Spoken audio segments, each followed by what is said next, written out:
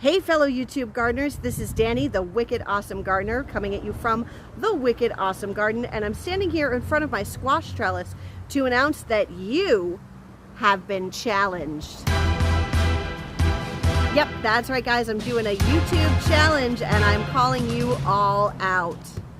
As gardeners, we all want to have beautiful gardens. We want to grow tons of food. We want to have it look the way it does in the pictures and the way it does on certain people's YouTube channels, where everything just looks so perfectly done. And you know what? It's not perfect. It never is. And even if it looks that way on certain amazing YouTube channels, everybody has their problem areas. However, sometimes those mistakes turn into something fantastic. So I'm going to show you my squash trellis. Right here we have 20 feet of trellis space, and this was supposed to be covered on both sides. And it didn't really end up that way. The beans took longer than I thought to get growing. The peas have come out. We're planting those this week to get them up the trellis, but I don't know how long the beans are going to hold out. This got off to the slowest, worst start ever. The way I imagined it is there was going to be squash and melons and cucumbers all interwoven through both sides of this trellis. And as you can see, one side is very bare. That's because it took so long to get this bed up and running and planted out that the cucumbers are just now starting to get going. I'm really excited because I've seen lots of bees in there, so I should have plenty of pollination. As a matter of fact, hello, Mr. Bumble.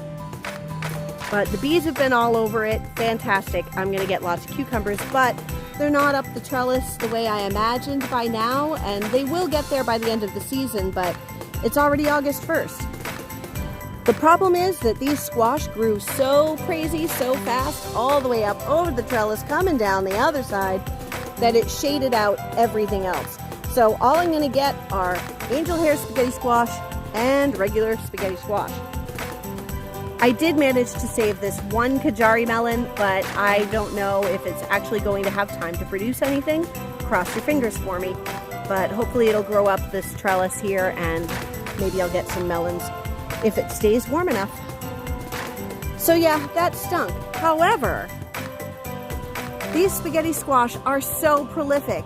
They're all up the trellis just like I wanted, all the way up to the top. They're producing like crazy. There's just squash hanging everywhere.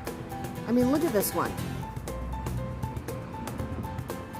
Sucker's huge.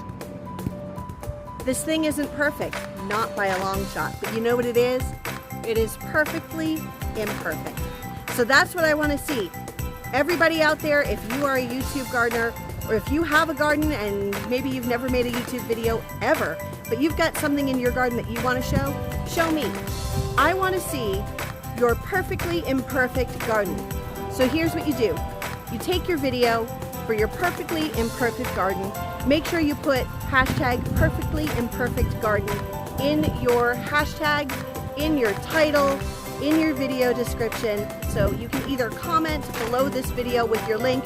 You can email it to me, wickedawesomegardening@gmail.com. I'm going to put them all in a playlist and then everybody can see what in your garden is perfectly imperfect. All right, guys, see you next time while we grow some more perfectly imperfect, wicked, awesome food from yard to table.